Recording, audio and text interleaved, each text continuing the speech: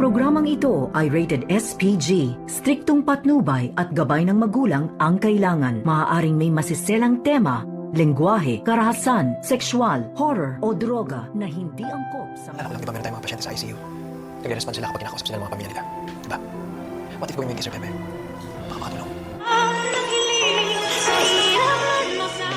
Awang-awa naman itong si Doc Lendon Javier habang naabutan niya itong si Annalyn Santos na tulog dito nga sa upuan at sa labas ng kwarto ni Don Pepe. At dito naman na binigyan ni Doc Lendon ng unan itong si Annalyn nang sa ganon ay makatulog siya kahit papaano at hindi magiging pabigat itong kanyang hinihigaan ngayon. At dito naman na masinsinan din na kinausap ni Doc Lendon Javier itong si Annalyn na naalala daw niya nung ito'y nasa stage na ang kanilang pasyente na nasa ICU na sinusubukan ngang kausapin at nagre-response naman. Bakit daw hindi subukan ni Annalyn na yun ang gawin niya dito kay Lolo Pepe nang sa ganon ay makakatulong ito. Kaya hindi na nga nagpatumpik-tumpik pa itong si Annalyn, kaya agad na pumasok itong si Annalyn dito sa kwarto ni Don Pepe at kinausap niya itong kanyang lolo. At dito nga nabanggit ni Annalyn ang babae na dumalaw dito nga sa kanya at hindi naman katakataka dahil marami daw ang nagmamahal dito kay Sir Pepe dahil sa mabuting puso ito at mabait sa kapwa-tao. At dito nagulat itong si Annalyn nang mag-response na nga itong si Don Pepe.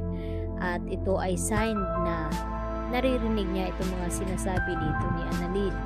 At dito naman na unti-unti nang magkakamalay itong si Don Pepe at malalaman na nga niya na itong babaeng dumalaw dito sa kanya ay walang iba kundi apo niya rin ito na anak naman dito ni Giselle.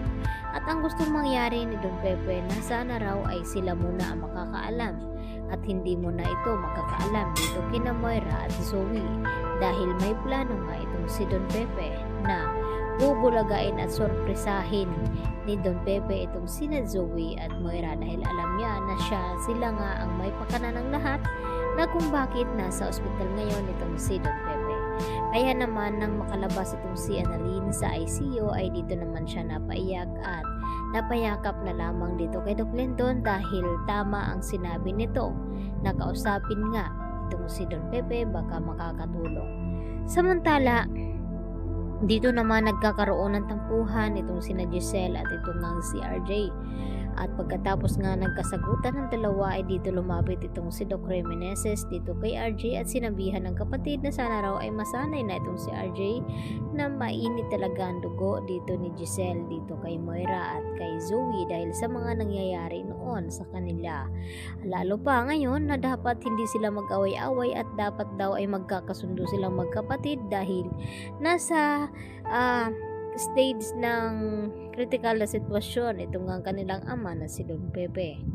At dito naman na tila natauhan din itong si RJ na kinakailangan niya rin na humingi din ng sorry dito sa kanyang ate Giselle sa lahat ng mga nasabi nito dahil hindi naman sinadya ni Giselle na mapagbintangan itong si Zoe dahil hindi daw niya mapigilan ang kanyang galit dito sa mag-ina na ito dahil sa dami daw na ginawa sa kanila noon.